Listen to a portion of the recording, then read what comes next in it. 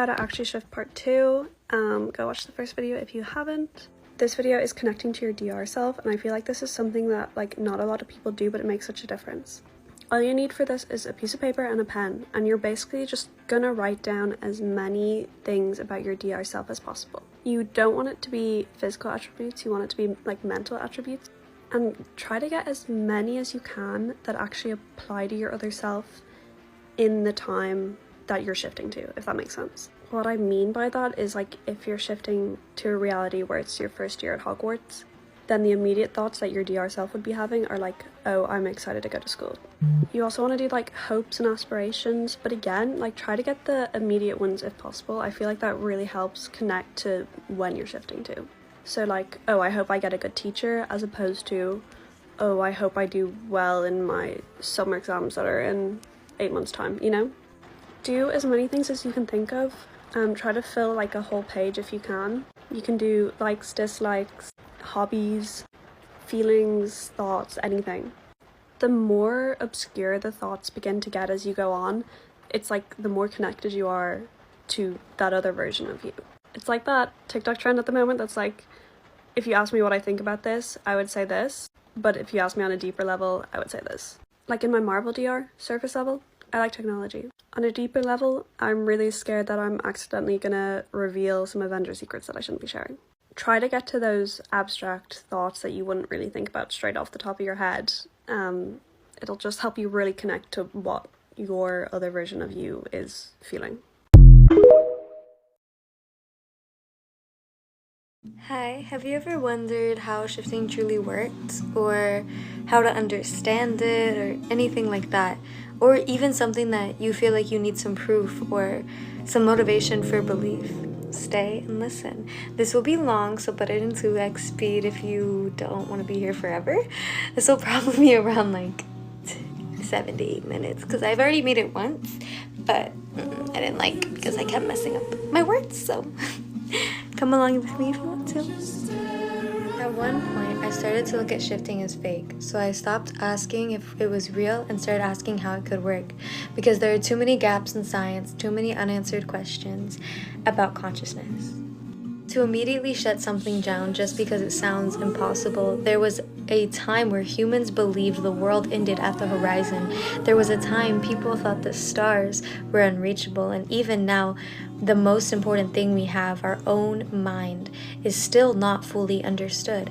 Science can map the brain, it cannot explain the soul, so I went to the closest thing I had to both, the brain, the mind, and whatever sits in between. The reticular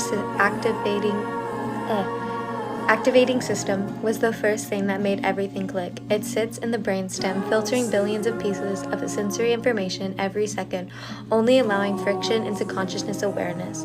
That means that at any given moment there is far more happening than I or anyone can perceive. My reality is already being edited more than I even experience it. And that is proven. And what determines what gets through that filter? Repetition, focus, and belief. If I constantly tell my brain something matters, if I reinforce it, my RAS adapts it. It begins prioritizing that information. That's not theory, that's neuroscience. It's why you suddenly notice that's something you've never seen before once your attention shifts.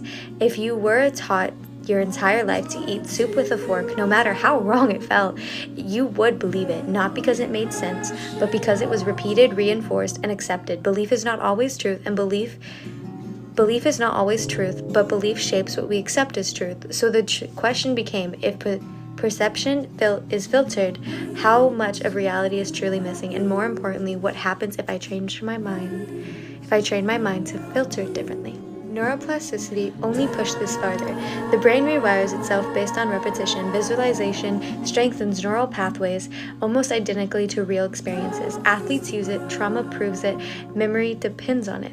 So if I repeatedly visualize a place, feel it, build it, live it with detail and emotion, I'm not just imagining it, I'm constructing a neural reality strong enough to feel real. And that's when shifting stops sounding ridiculous, because at that point the experience itself is real.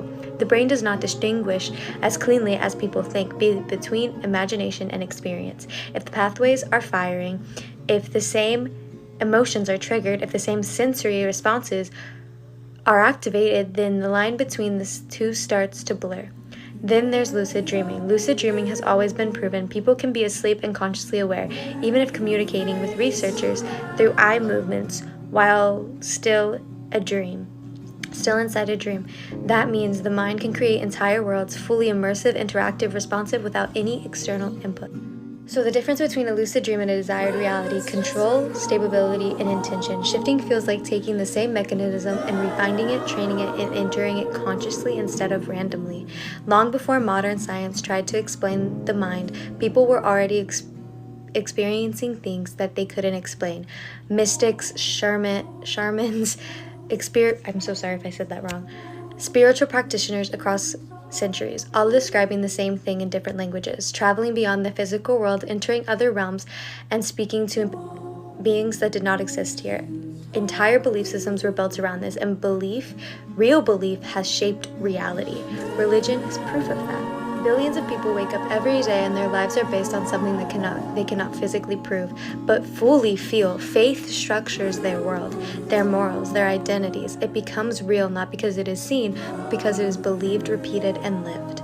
And so why is one form of belief accepted and the other dismissed? Because one is older? Because one is collective? Because one feels safer? If belief can shape entire civilizations, then what can it do to an individual mind that is focused, intentional, and relentless? Science still hasn't explained consciousness, not truly.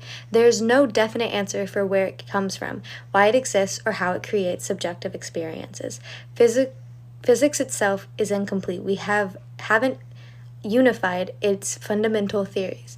There are forces we cannot see, matters we cannot account for, and entire portions of the universe we know nothing about. So the idea that the reality is fully understood is false completely, which means there is space for things we don't understand yet, space for possibilities that don't fit into current explanations, space for truth that sound impossible only because we haven't caught up to them. There are things hidden from us, whether by limitation, by design, or simply by boundaries of human perception. There are things that exist that we cannot measure yet, cannot see, cannot prove yet, but that does not mean they aren't real. There was a time electricity was invisible magic. There was a time gravity had no explanation. There was always being things that are beyond we can reach. And maybe this is one of them, because when someone commits to shifting, they aren't just hoping, they are building. They are reinforcing a framework, repeating it, visualizing it, aligning their focus with it until their mind begins to treat it as relevant, important, and real. And once their brain accepts it, something as real, the experience follows. That doesn't necessarily mean the body disappears, but it means that the mind can go somewhere that feels just as real here. And maybe that part people underestimate, because if reality is experienced through the mind can be trained, influenced, and redirected. Then reality as we live it might be far more flexible than we've ever been taught. So I've got my information over the years from different creators, from research I've done like just by myself, CIA files, and science. And just different things that I have thought up myself. So you do not have to fully follow this, but this is my truth and my belief, and that is why I wanted to bring it to y'all. So I hope y'all enjoyed. I love y'all. Mwah.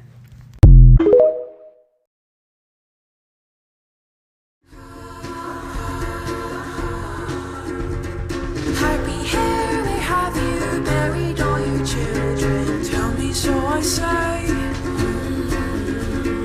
Happy hair, may have you buried all your children. Tell me, so I say.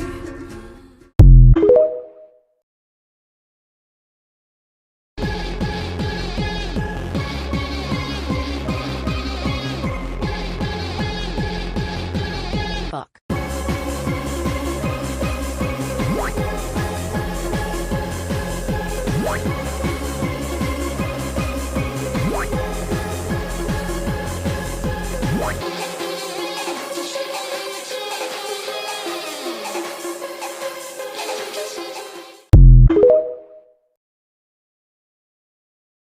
Congratulations! Oh my God.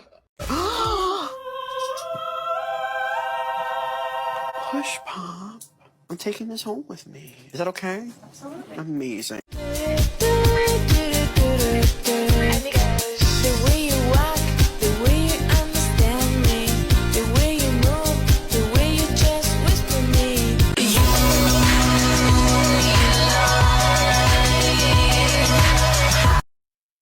Jesus. Ooh, you were not meant to see that.